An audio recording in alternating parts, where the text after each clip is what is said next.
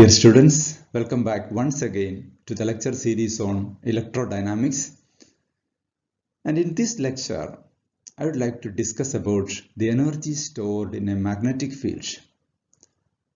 We will derive certain expressions for the energy, magnetic energy, in terms of the inductance L and also in terms of the vector potential A. We will consider certain examples also, that is the energy, magnetic energy associated with a solenoid and also the magnetic energy stored in a coaxial capacitor.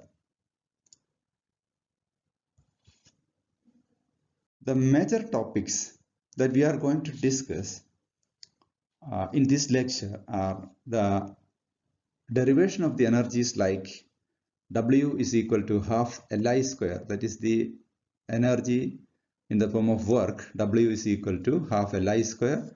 Then in terms of phi, it is given by half phi I. Then in terms of the vector potential, the magnetic energy is given by half volume integral A dot J dV. And we will derive the expression for the energy density, energy stored per unit volume, as U is equal to B squared by 2 mu 0. And two examples, the energy stored in a solenoid and the energy stored in a coaxial cable or a cylindrical capacitor.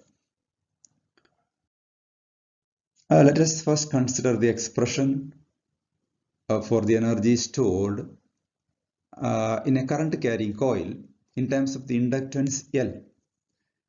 And our aim is to derive the expression like this: W is equal to half Li square, where I is the current flowing through the circuit and L is the inductance, self-inductance. And the energy is related to work W, and it is defined as the work required to establish a current in the coil. The current, when the current I is flowing through the coil, we can see that we have to exert certain work to generate a current in the coil against the back EMF. That is, the back EMF resists the making of the current in the circuit. That is, when the current increases the coil, the back EMF coming into picture, and that tends to oppose the growth of the current in the circuit. That is the usual situation. Now, when we switch this switch, when this close this switch, we can see that a current is established in the circuit associated with this coil. And for making a current in the coil, we have to do some work against the back EMF, and that work is stored as the energy of the magnetic field, energy of the magnetic field. And that expression for the work required to establish a current may be derived in terms of the potential. And we know that the basic expression for potential, or the definition for potential, is somewhat like this. The potential at a point is the work required to move 1 coulomb charge from zero potential to that point. The work required to bring a charge, usually 1 coulomb charge, from a reference point to that point is taken as, here the reference point is taken as zero potential point, to the required point is taken as the potential at that point. And if we take a small charge dq, a small charge dq is brought to a point, then we can see that the total work required for that movement is given by dw is equal to v into dq. The work required to move a small charge dq is equal to v into dq. The work required for taking 1 coulomb charge to that point is the potential, and that is v. And for the case, suppose we are moving a small charge dq and the associated work is dw. And the current for that particular movement is characterized as I dash. That is, we are bringing a small charge dq to that location, within the time dt. So the current for that particular charge movement dq, charge movement within the time dt, is taken as I dash. So the dw expression may be taken as dW is equal to minus EI dt. The expression for EI dt is taken here because dq is equal to I dash dt. From this expression, dq is equal to I dash dt, and we are substituting that here so that we get it as dW is equal to minus E into I dash dt, where E stands for V. In this situation, the potential is the back EMF. So we know that it is there is a minus sign is there. It is against the direction of the current flow. So we have minus E I dash dt is here, and we have the familiar expression for the induced EMF E as minus L di by dt also. So substitute for E in terms of the inductance, that is L di by dt. The expression then changes to dW is equal to L di by dt into I dash dt. So the work required for bringing a small charge dq in the circuit is given by L di by dt into I dash dt. Now removing this dt, we get it as dW is equal to L I dash di. So it is converted in terms of the current flow. So dW, the work required to move a current I dash in the coil of inductance L is given by L I dash di. So the total work, and that is nothing but the energy stored. The total work required to establish a current I in the coil is given by W is equal to integral 0 to I L I dash di. L I dash di, that is the maximum current is L. So integrating, we will get it as W is equal to half Li square, and this is the required expression, that is the energy or the work required to establish the current, and that is stored here as the energy, and it is given by W equals half Li square, and it is of very important in solving different problems associated with the various circuits. Again, we are able to find another expression in terms of the total flux phi associated with the circuit. It is very simple. We are simply substituting for L in terms of phi. The basic expression that we have derived is W is equal to half Li square, and we know that for a coil, L is given by phi divided by I. Phi is the total flux associated with the coil when a current I is flowing through that coil. So L is equal to phi by I for a single turn, or N phi by I. Our total phi, the flux may be taken as phi. So the basic expression is L is equal to phi by I. So that W is equal to half phi by I into I square.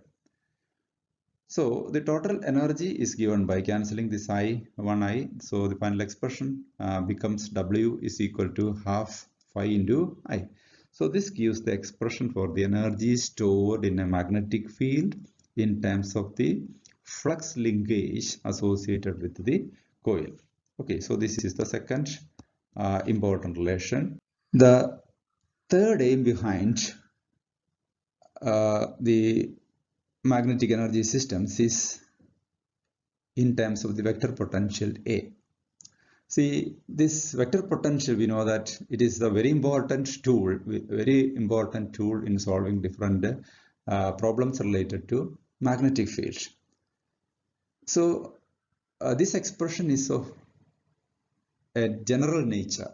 The previous case we have derived in terms of inductance. Inductance is specifically for a coil, whereas this expression is in terms of the vector potential A, and we can define the vector potential A for any magnetic field. So this is the general expression, and we can derive this expression for different types of currents also. That is, we are familiar with currents like a line current, then a surface current, then a volume current, etc. In all these cases, we are able to find the total energy associated with that type of current. That is, if it's a straight conductor or a current carrying conductor, the expression for the magnetic energy in terms of I or in terms of K in the case of a surface current, or in terms of J in the case of volume current. And after deriving this expression, we are able to find out energy density expression also. That is, by considering the total volume where the energy is distributed, we are able to find an expression for the energy, magnetic energy density, similar to that of the electrical energy density that we are familiar. So for deriving this expression, we have to start with this already obtained expression. W is equal to half phi into I. And right now we are going to substitute for phi. Phi is the flux associated, and phi is represented in terms of the flux density B as surface integral B dot ds. Phi is equal to surface integral B dot ds. Now B is given by del cross A. Okay, so B is equal to the relation connecting the vector potential A and the magnetic flux density B is equal to del cross A. We are substituting that here. So surface integral del cross A dot ds. Now convert this expression, the surface integral to a line integral using Stokes theorem. That is, converting the surface integral into a line integral, we will get it as, or we can write it as, that is equal to closed line integral A dot dl. So phi is given by line integral A dot dl, the expression in terms of the vector potential A. So the expression W equals half phi into I changes to half I into line integral A dot dl. So expression for phi is substituted here as line integral A dot dl. So it may be written like this, that is W is equal to half line integral A dot I dl. So this is the expression for the energy stored when a current I flowing through a circuit. And for a volume current, this may be written as W is equal to half volume integral A dot J dV. This is the general form, volume integral half A dot J dV. This may be written for surface currents also, that is surface integral A dot K ds, like that. Okay, so this is W is equal to half volume integral A dot J dV. Now we can find the energy density in magnetic field by UM. UM is the energy density in magnetic field, and that is obtained by dividing this with dividing the expression for the total energy with the volume. The volume is volume integral dV. So dividing this expression with volume integral dV, we get UM is equal to half A dot J. So this is very important relation. The energy density UM is equal to half A dot J. This equation is similar to UE is equal to half rho into V. So this is the energy density in the case of electrostatic system. UE is equal to half rho into V. That is energy density in the case of electrostatic field regions, and UM for magnetic field region. Okay, so there is a similar relation. Here V is the scalar potential and A is the magnetic vector potential. So same form is there. Okay. Now let us find another expression for the energy density UM in terms of the magnetic field density or magnetic flux density B. So that is given by U is equal to UM equals B squared by 2 mu 0. And we are going to write this expression similar to that of the electric energy density, that is given by UE is equal to half epsilon 0 E square. Half epsilon 0 E square is the energy density associated with an electrostatic field. This expression is for magnetostatic. Here also half B squared by mu 0, or this may be written as UM is equal to half mu 0 H square in terms of the field intensity vector H. for free space, we can write it as um is equal to half mu 0 h square. That is similar to this expression. So both equations are of the same form. UE, the electrostatic energy, half epsilon 0 e square. Um, the magnetostatic energy, half mu 0 h square. So for deriving this expression, let us start with the previous expression. W is equal to half volume integral A dot J dV. That is the total work required to establish a current, a volume current. And here, let us substitute for del cross B, or substitute for J. Substitute for J using this expression. Del cross B is equal to mu 0 J. So del cross B is equal to mu 0 J is the Ampere's law. Ampere's law for static cases, mu 0 J. Or from this expression, J may be written as 1 by mu 0 of del cross B. J is equal to 1 by mu 0 del cross B. And substituting that here, W changes to 1 by 2 mu 0 into A dot del cross B dV. So in place of J, we are substituting 1 by mu 0 del cross B. Okay, now we have to rearrange this A dot del cross B using the vector identity. That is, A dot del cross B is a part of del dot A cross B. Okay, del dot A cross B, we are familiar with this relation. Del dot A cross B is equal to B dot del cross A minus A dot del cross B. And this A dot del cross B is right here, A dot del cross B. So taking that to one side, A dot del cross B is equal to B dot del cross A minus del dot A cross B. Okay, so it's simply taking to this left hand side.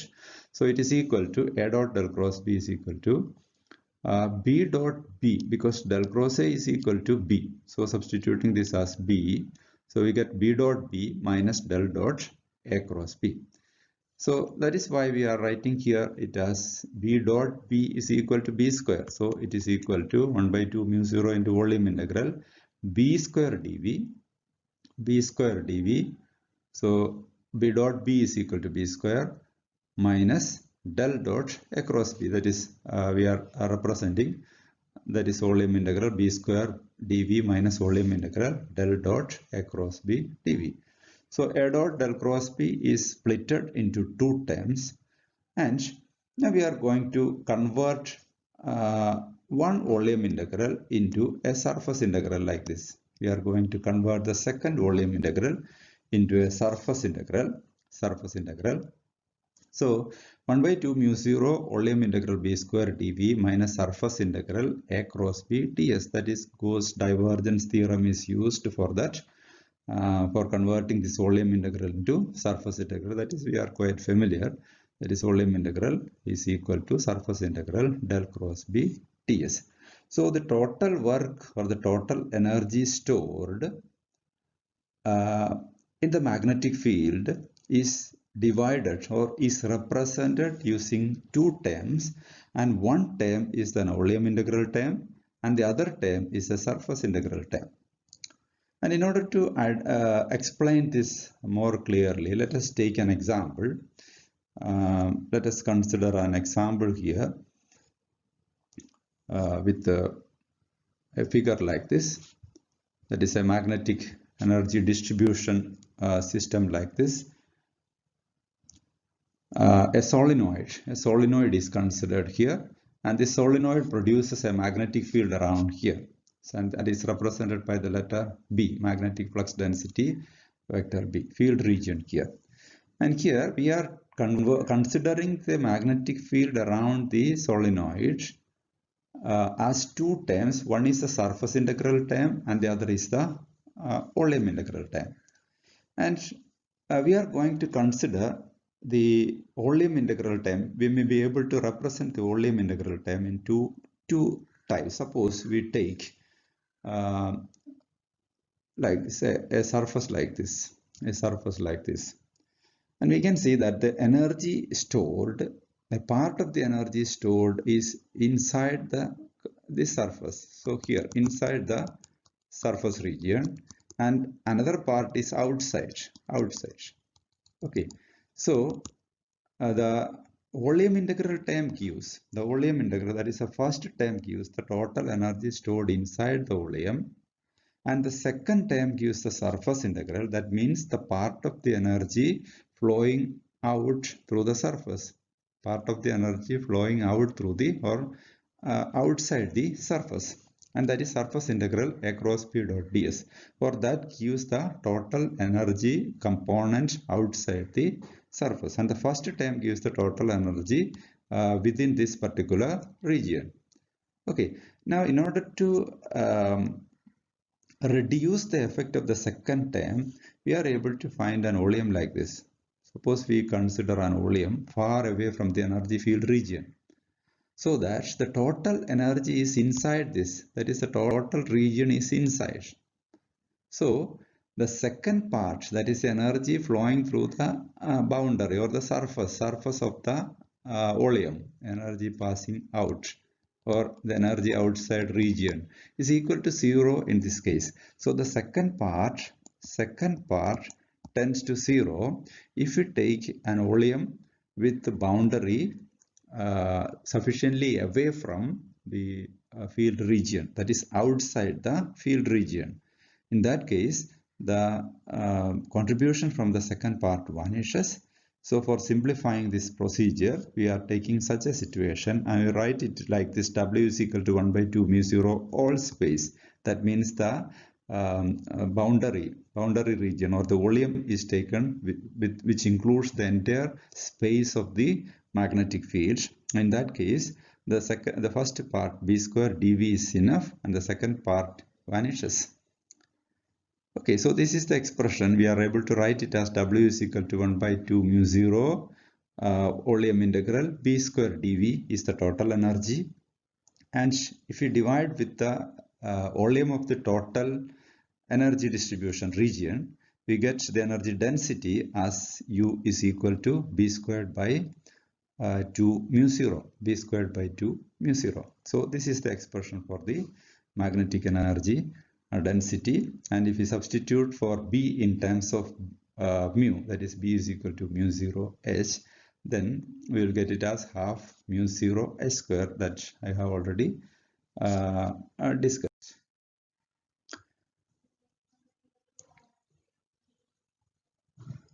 Now let us consider two simple examples for evaluating the energy associated or energy stored inside a solenoid.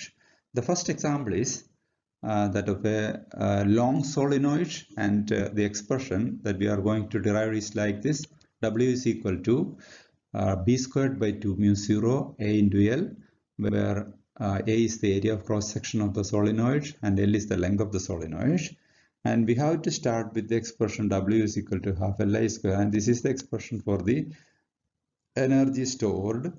And the expression for inductance, of the long solenoid that we have already discussed in our earlier topic of self-inductance. The link is given like this in our earlier lecture related to self-inductance.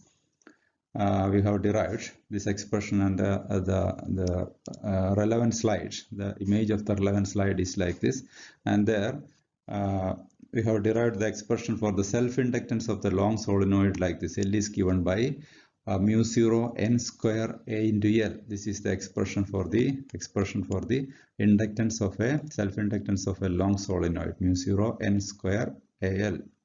And we are going to substitute this expression here. That is half Li square. In the expression for half Li square, L is substituted as mu 0 n square AL. So the expression for the energy becomes half mu 0 n square AL into I square.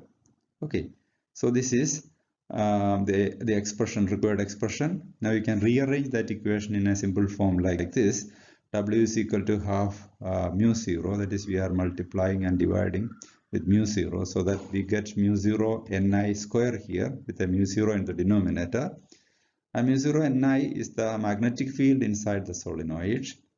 So this becomes b squared by 2 mu 0 a into L, b squared by 2 mu 0 a into L. B squared by 2 mu 0 is the energy density A into L is the volume of the solenoid. So it is very easy to write this expression. W is equal to B squared by 2 mu 0 into AL. As the second example, let us take the case of a cylindrical capacitor or a coaxial cable. And the expression here also, in a similar manner, we have derived the expression for the self-inductance of a capacitor like this as LL is equal to mu 0 I by 2 pi log B by A. That is, this is the inductance, self-inductance for a particular length, mu 0 by 2 pi log B by A.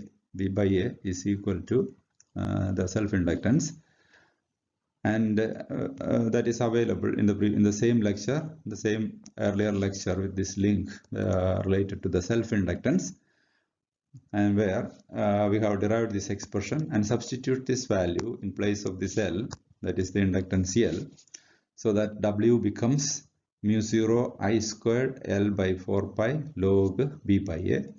And this is the expression, or the required expression for the energy stored in a coaxial cable or a cylindrical capacitor.